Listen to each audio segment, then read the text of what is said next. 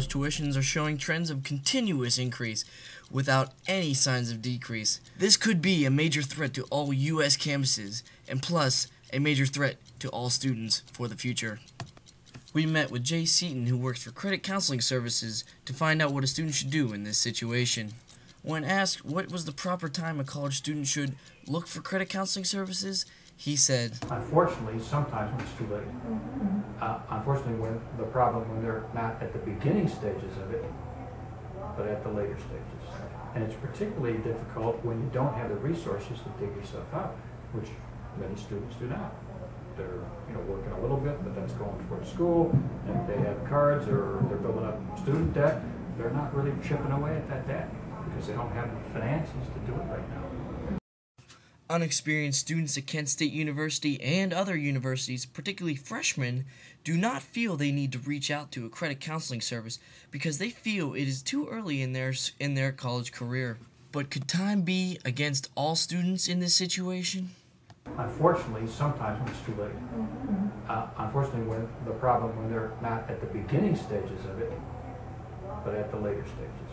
And it's particularly difficult when you don't have the resources to dig yourself out, which many students do not. They're working a little bit, but that's going towards school, and they have cards or they're building up student debt.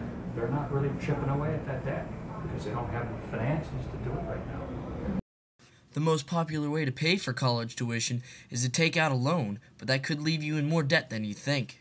But has debt become something Americans have grown accustomed to and are now used to it and keep it all their lives?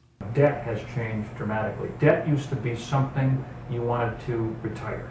Can this change in the idea of debt affect younger students and older students combined? And is college where it stops? Seaton joins us again. We're seeing increases at each end. So we're seeing more younger people, and I would say that just by visibly looking, and also more older people. It used to be years ago when I was first involved in credit counseling, 30 plus years ago, in the late 70s, you would rarely see a young person coming in for credit counseling, and you would very rarely see an older person, a senior. Now we do. All students at all campuses can fill out a FAFSA form, but it does require a qualification service that accesses a governmental allowance that can help pay for some of the college tuition and keep students out of debt. Although tuition is the biggest contributor to college debt, a student can also spend money in other areas on campus. Purchases are made easy by credit cards, which are heavily offered to them at the time they're in college. Credit cards allow the students to have instant access to whatever they need at any time. Seaton explains why students go in debt. It's lack of understanding of how the credit world works. It's an increase in what I would call instant gratification. I want it now, and here's a way to get it now. It's a general comment on sort of the nature of our inability to talk about these things at home, these types of issues, or perhaps in school. In 2007, $78 billion were taken out for student loans. That's triple the amount of total video game sales in 2007, which was $17.94 billion. As we close this segment on student debt news, Seaton gives us his last words on how a student can get out of debt.